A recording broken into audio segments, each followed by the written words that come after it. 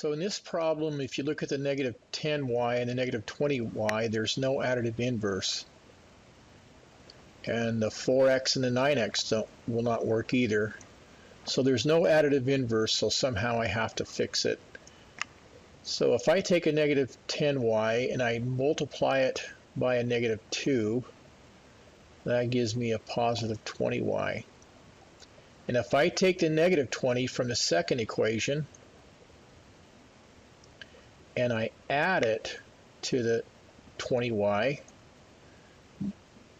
I get the 0y, so the additive inverse is now working. So what I have to do with the first equation, I have to fix it. I'll take the first equation, 4x minus 10y equals 2, and I'll multiply the entire thing by a negative 2.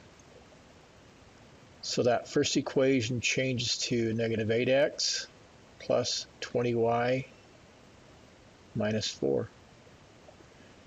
Now we'll take the second equation and add it to that new first equation. I have 9x minus 20y. So you can see the additive inverse is working. And I get a negative 3 there. Now if I add the columns together, I get x for the first one, the y drops out, and negative 4, and a negative 3 gives me negative 7. So now I know what my x is. X equals negative 7. Now I'll take that negative 7, I'll put it in for x in the first equation, like we normally do. 4 times the negative 7 is a negative 28. Negative 10y equals 2. I want to isolate the 10y. I will add 28 to each side using the additive inverse again. That will go to 0. I add 28 to the other side.